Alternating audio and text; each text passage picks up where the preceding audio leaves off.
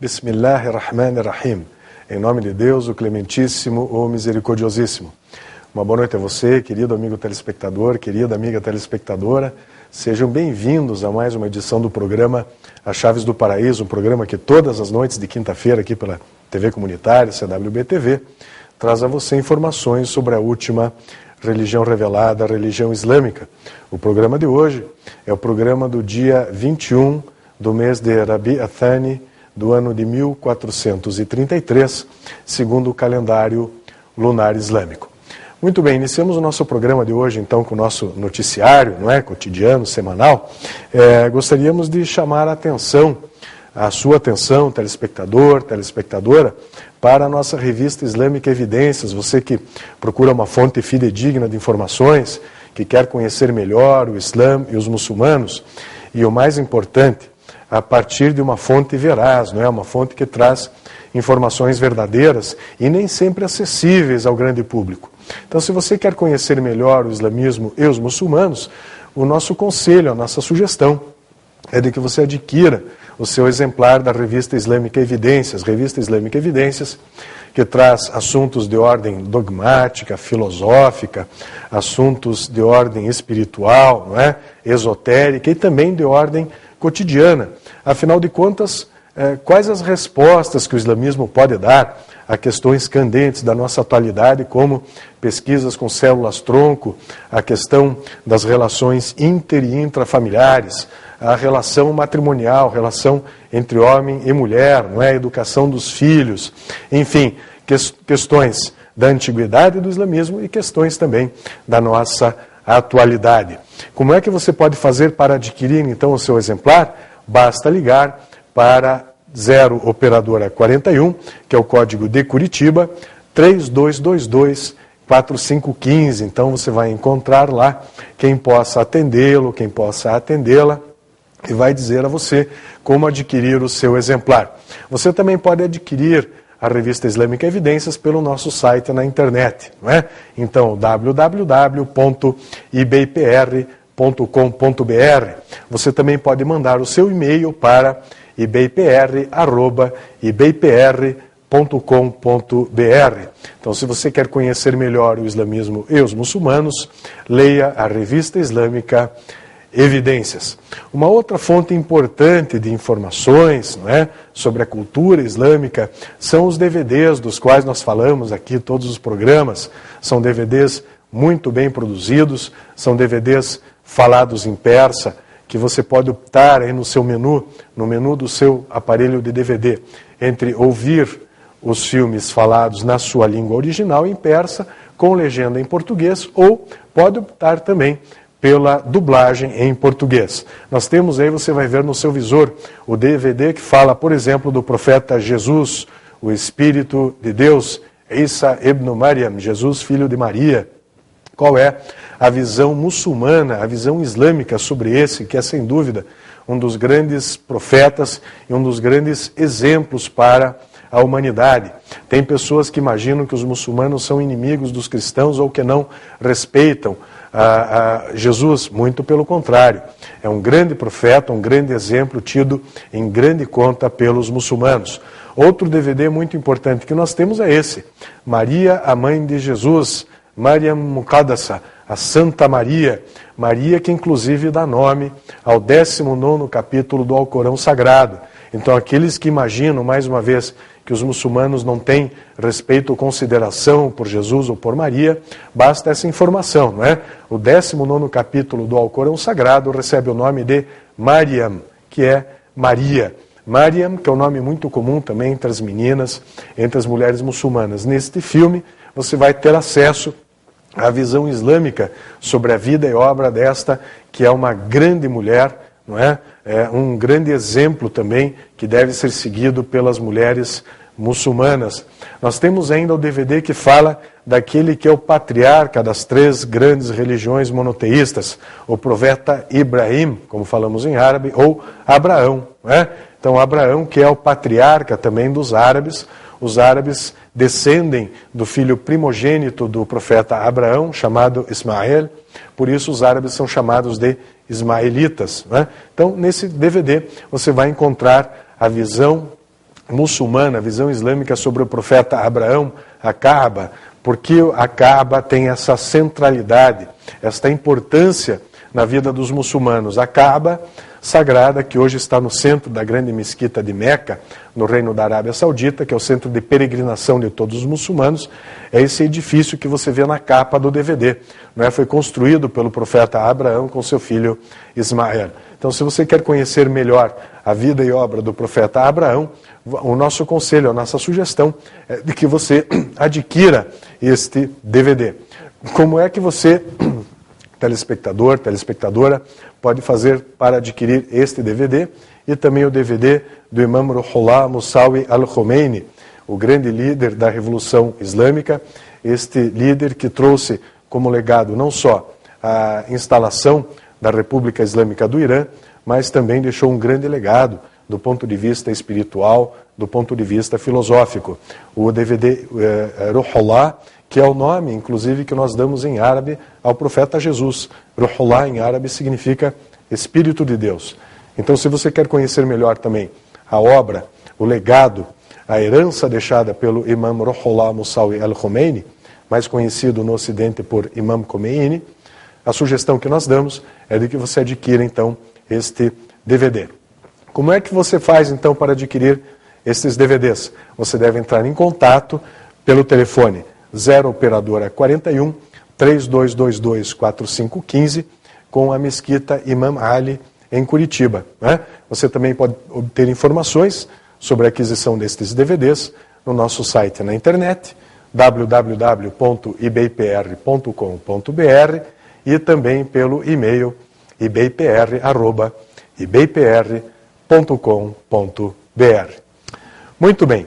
Na noite de hoje, nós temos o grande prazer de trazer uma pesquisadora, uma professora na área de História, né?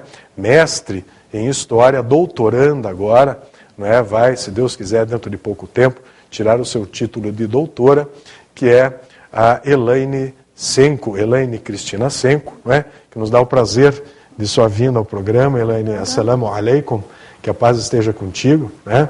É um grande prazer, ahlan wa sahlan, seja bem-vinda, né?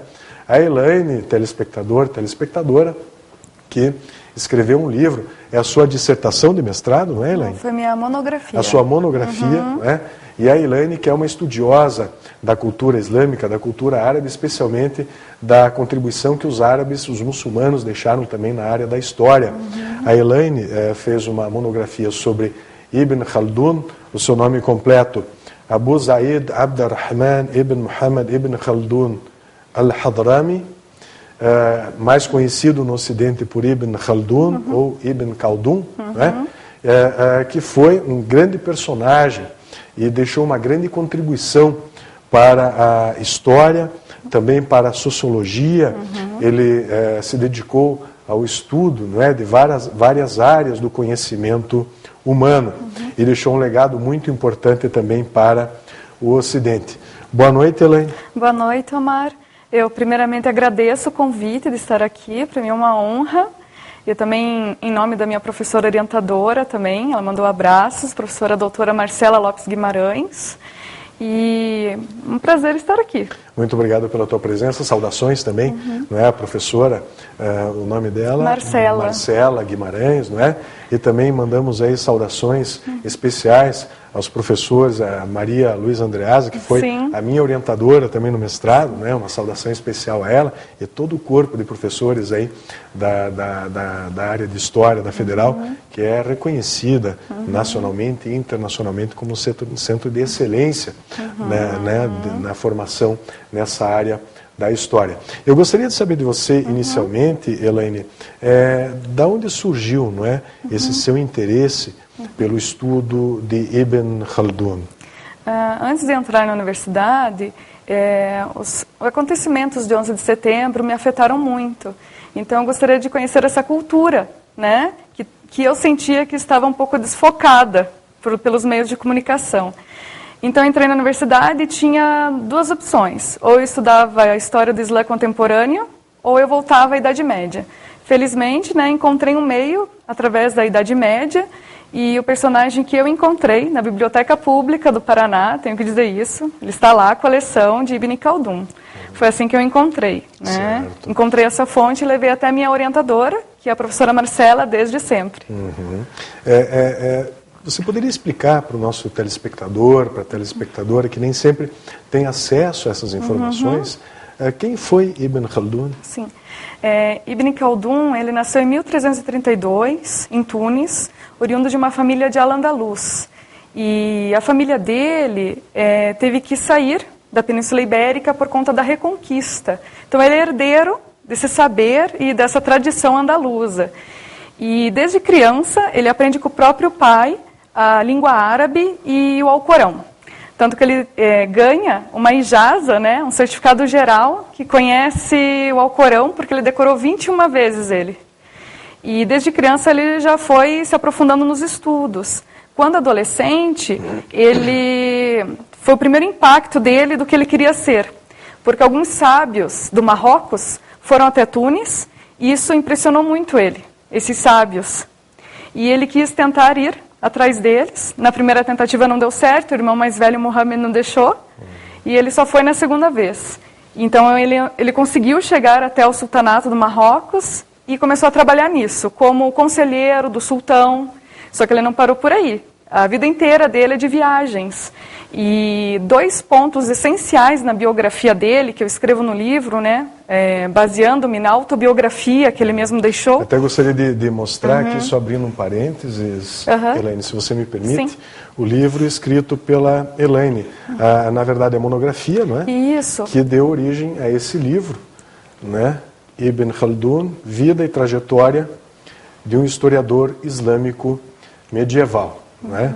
Até gostaria de perguntar a você, Elaine, as pessoas interessadas em adquirir o seu livro, entender melhor Ibn Khaldun, como é que elas podem fazer? Elas podem entrar em contato com o meu e-mail, né, que é elainesenco@hotmail.com, e tem aí no visor, segunda né? remessa, daí eu já envio para a pessoa. Maravilha, maravilha. Então, perdão, interrompi você falava sobre essa trajetória do Ibn Khaldun no que é Marrocos. intensa. Ele sempre está em governos em que o governo está no auge. Quando ele sente que o governo vai desestruturar, ele sai desse campo e muda de cidade. Então, 2 pontos essenciais da vida dele foi o contato com o rei cristão, rei Pedro o Cruel, em Sevilha, que ofereceu de volta as terras dos seus antepassados. Ele não quis, porque sabia que o seu momento histórico não permitia mais esse retorno à Península Ibérica dele mesmo, servindo a um rei cristão, né? E o outro momento da vida dele é 1383, quando ele é juiz no Cairo. Ele se torna grande cádi das 4 escolas islâmicas. E ele vai combater a corrupção, então ele vai ser também muito perseguido por colocar a justiça, né, nesses juízes menores que estavam corrompidos. Então ele tenta fazer uma correção. Você aponta um dado muito interessante aí, que é o fato de Ibn Khaldun ser o herdeiro de uma tradição cultural, inclusive multiétnica, multirreligiosa, que foi cultivada na chamada Espanha Moura, né? Ou Andaluz. O nome Andaluz ou Andaluzia vem da expressão árabe que designava a Península Ibérica. Os árabes ficaram 8 séculos ali. Né? Que contribuições esse convívio multicultural, multirreligioso, multirracial trouxe para a humanidade a partir dessa experiência de Al-Andalus? Al-Andalus, eu acho que é a estrela da Idade Média, porque ela trouxe toda a inovação que a Idade Média precisou, nascia de Al-Andalus.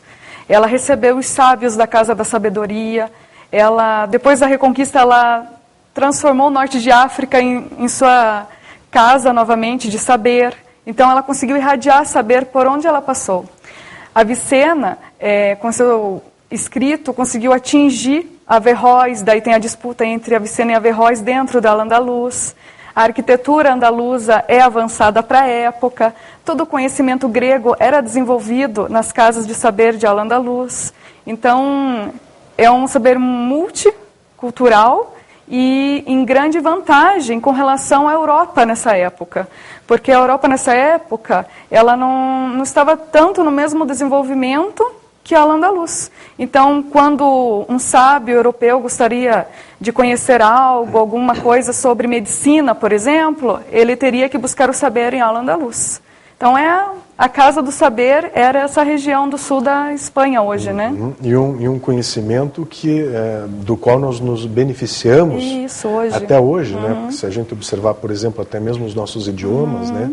A língua portuguesa, a língua espanhola tem uma grande influência que vem exatamente desse período, né? E a astronomia, a matemática, a engenharia, não é?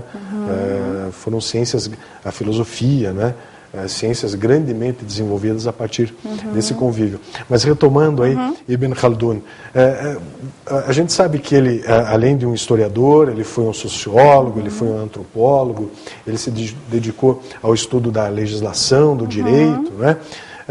Quais seriam as principais contribuições de Ibn Khaldun à civilização humana, na sua opinião, Elaine? Acredito que a resposta disso estaria num outro livro dele, a Muqaddimah, em que ele viu uma realidade do século XIV em transformação, né? E hoje a gente vive uma transformação também. Então, ele conseguiu ver a sua realidade e transformar num conceito de inteligibilidade da história. E ele traz isso para a humanidade, um conceito de história que também vem da cultura árabe, islâmica, e isso é diferente para a gente, mas também muito enriquecedor. Isso é uma contribuição muito grande dele, como homem, preocupado com o seu tempo, e que a gente pode fazer paralelos até hoje. Ele trabalha um conceito chamado do conceito da asabia. Isso. Né? Que importância esse conceito tem na sua concepção intelectual, né? E quais as características desse princípio geral?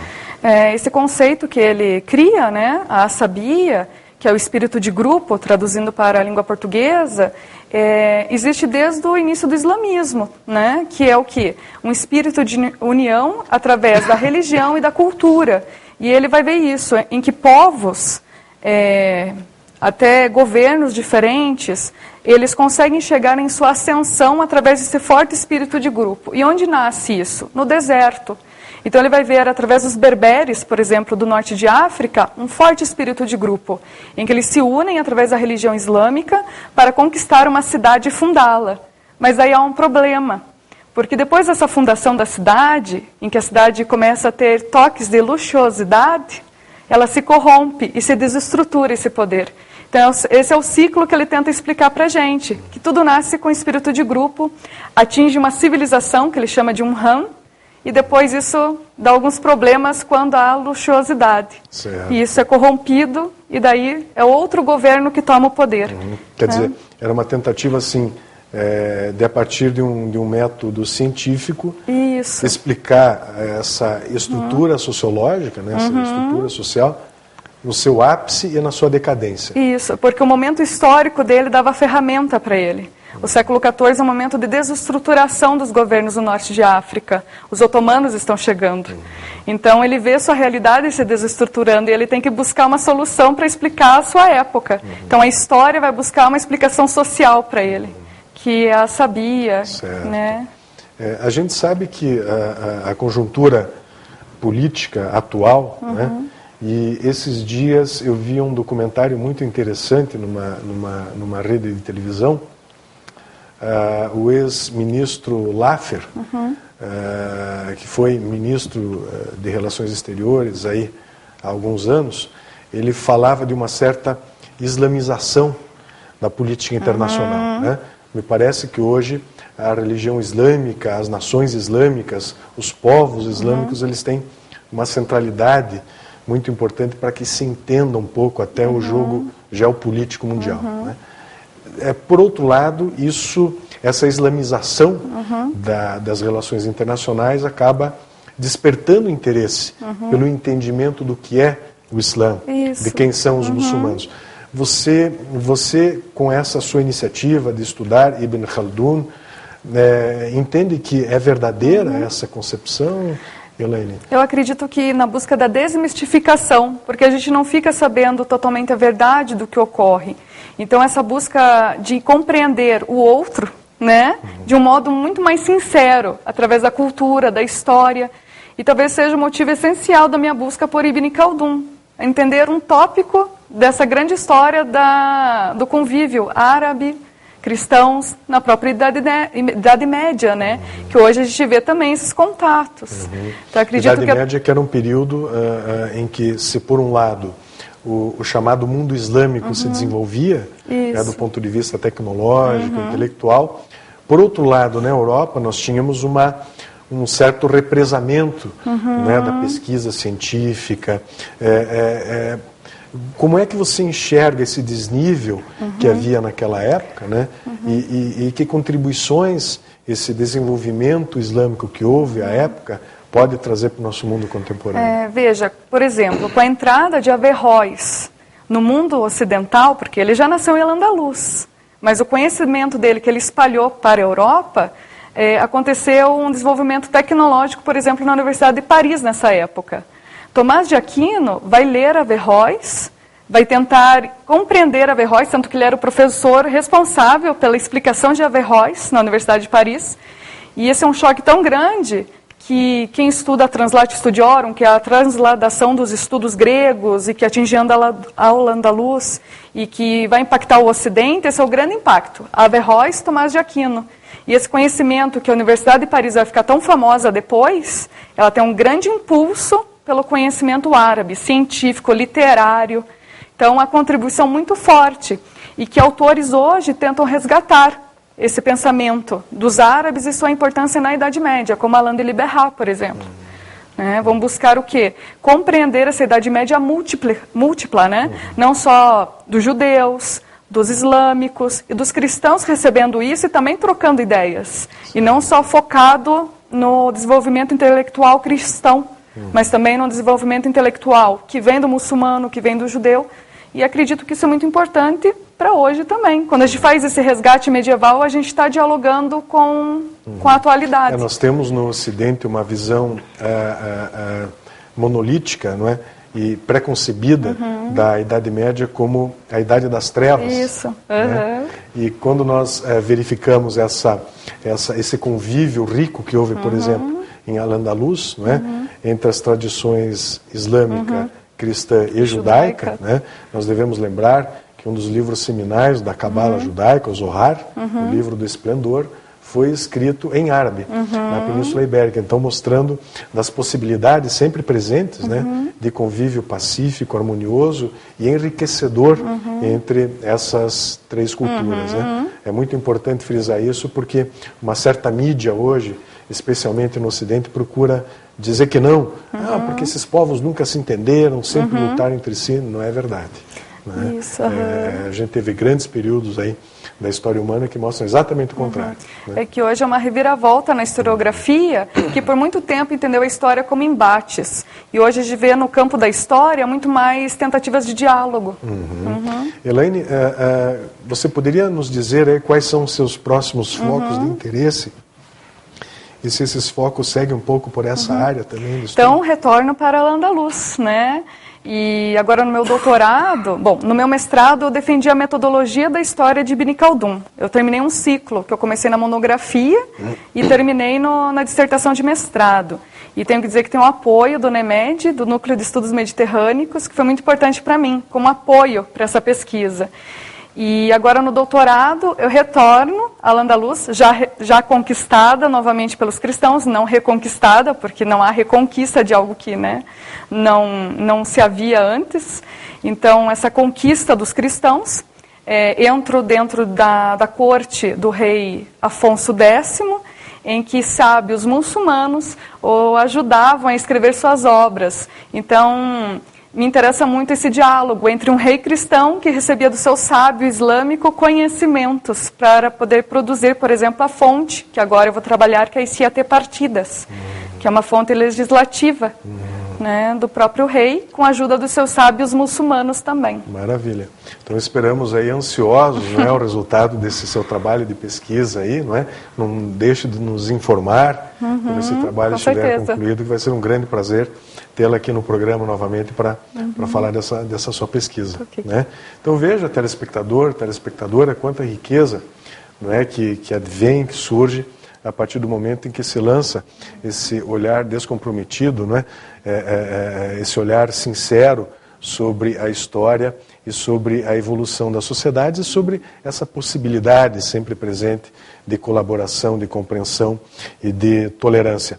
A Elaine deixa então, não é, o seu e-mail no ar, Elaine, para que as pessoas interessadas em aprofundar essa discussão, então, entrem em contato contigo, né? Sim. E eu gostaria imensamente de agradecer a você a sua presença. Se gostaria de deixar uma última mensagem aí ao nosso telespectador, a nossa telespectadora, fique à Eu gostaria vontade. de agradecer muito o seu convite, para mim foi muito precioso, especial.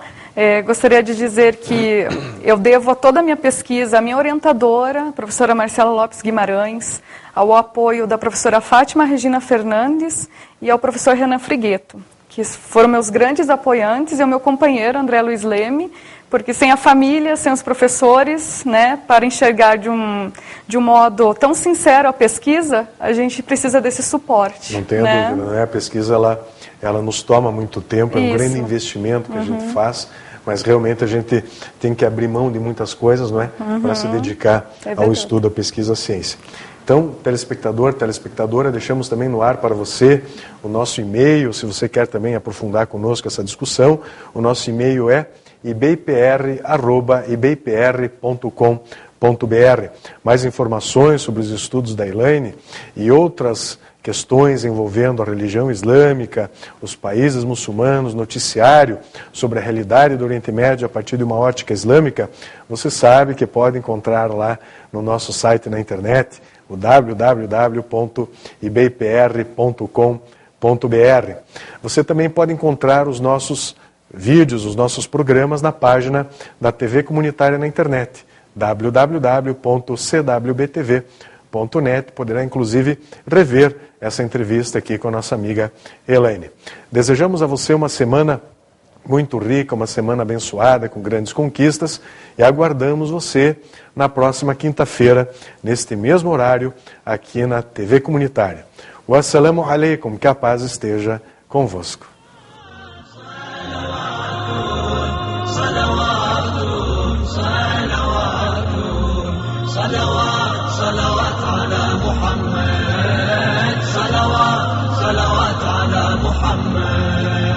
ذات حسن وبهاء بارئ الكون براها وسمات ساميات ثم أعطاها لطاها وهو الشيء